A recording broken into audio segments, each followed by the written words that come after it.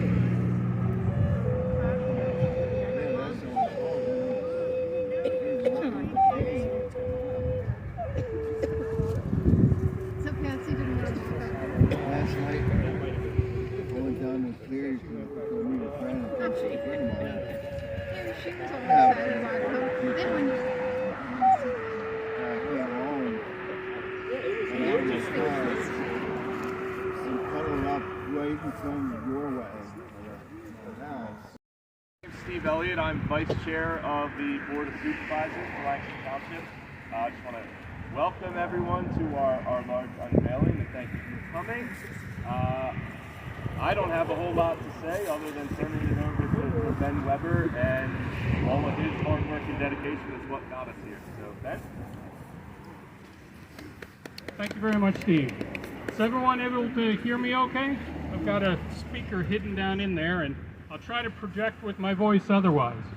But on behalf of the other supervisors and its historical commission, we would like to definitely welcome you, each of you here today for this unveiling ceremony of a commemorative historical marker calling attention to an indigenous people village of theirs that was near this spot. We have today Iber Lopez, Chair of the Supervisors, Steve Elliott, and missing from us today is Ben Bamford. But among our Historical Commission members, I'd like to thank Christine Shevak, Terry Finger, Mike Whitmer, and Paula Miller, who are with us, but then also Karen Forstel, Alexander Shan, and Tom Larkin. Also like to thank all the residents and members of the Southern Village Homeowners Association for not only allowing us to have today's ceremony, but also granting us permission, the township granting us permission to install this marker at this location. I would especially like to thank our Public Works Department who installed the stone, and then especially Paul West, a close friend of mine, holding his hand up there. Paul West, who affixed the marker to the stone, and then grouted it in place entirely as a volunteer. So thank you especially, Paul. I'd also like to thank all of the representatives and descendants of the indigenous people, Robin and Jody, Chris, Mark, and several others whom I haven't gotten a chance to meet or say hello to yet. Thank you for joining us and being a part of honoring the legacy and restoring the memory of the indigenous people who once lived in this land. I'd also like to thank Professor Tanya Kevorkian from Millersville University for joining us today. Millersville University issued a recent land acknowledgement statement that was quite admirable, recognizing the people who lived in the area of the Millersville campus before. Is Paul Nevin, whom I haven't met. There's Paul Nevin from Susquehanna National Heritage Area. Paul, thank you very much for joining us today and for snapping the photo that I have enlarged. He snapped a photo from the Blue Rock Heritage Area, and this is an illustration of what probably the Shenks Ferry village would have looked like, at least the one that was in the area along the river. And thank you, Paul, for that and for all the work that you're doing with the National Heritage Area. And then the various township residents that I've seen, some that I know, that I don't know, also neighbors and guests from the community. Thank you all for coming. Now it's worth starting out with the explanation of the significance of the name Shenks Ferry People, which is a modern-day term made by archaeologists to distinguish this culture from other named indigenous peoples.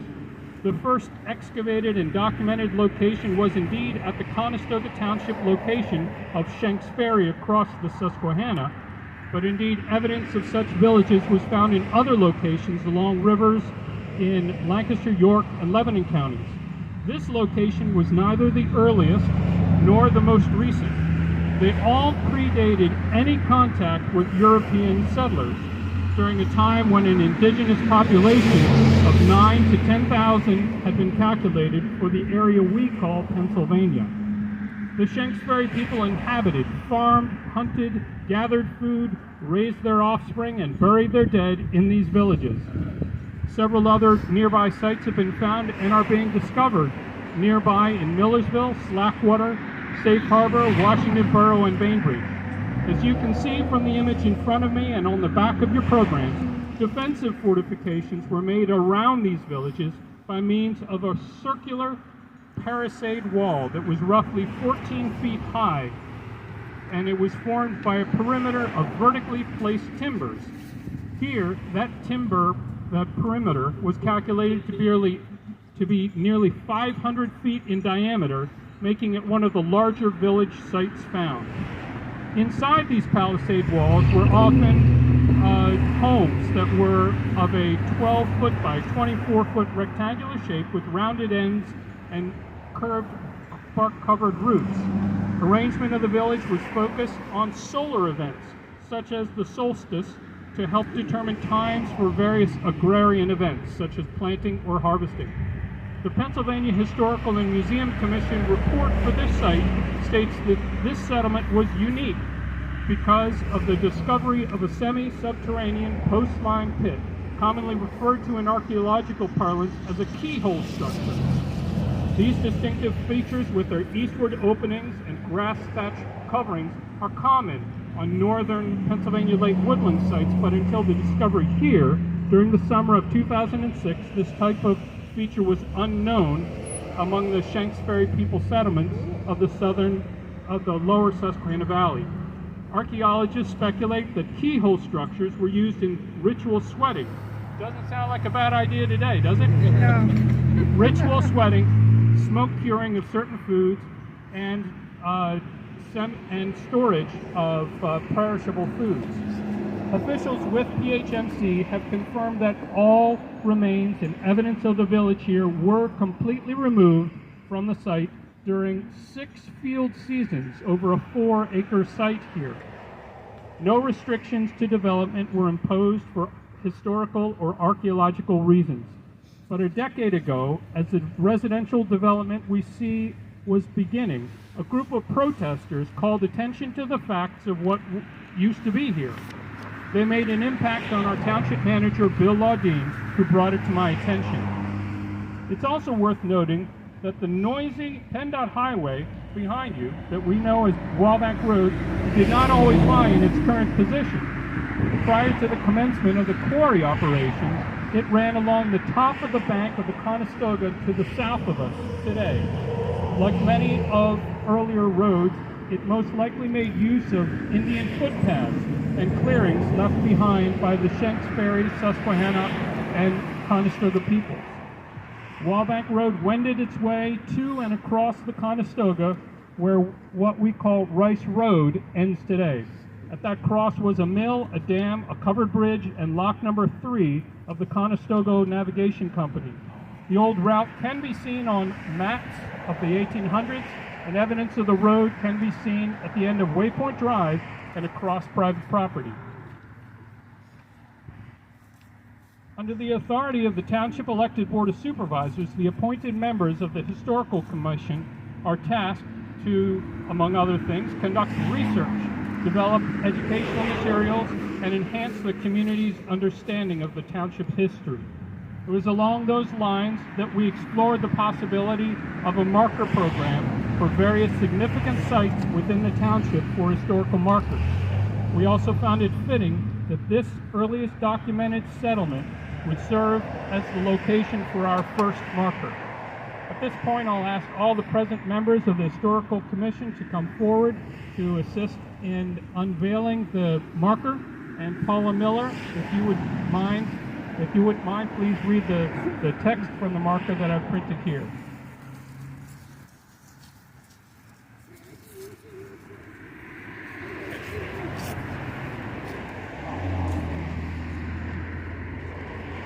It's a gift from Robin McGuire. Thank you so much, Robin.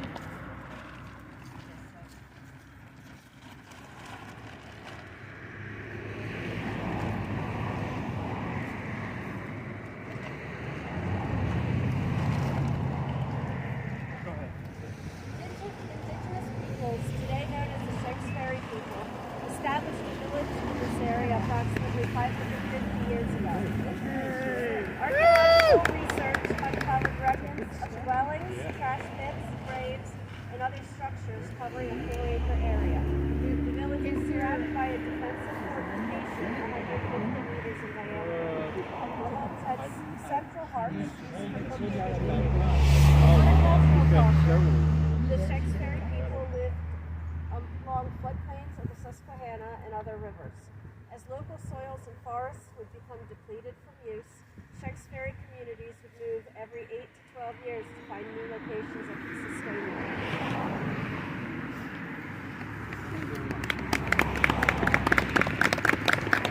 Thank you very much, members of the Historical Commission, and thank you everyone for joining us today. I'm sorry it's a little chilly, but we wanted to keep it moving. So thank you again for coming and for all of your support. Thank you.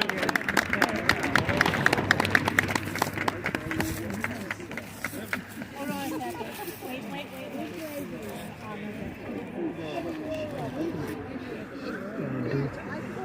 A blessing.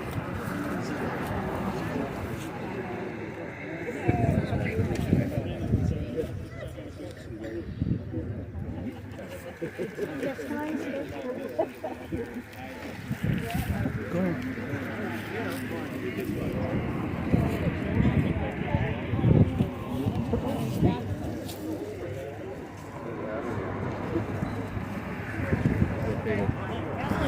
So this concludes the dedication and unveiling ceremony here on Wabank Road and Pilgrim Drive of the Shenks Ferry people and their village site.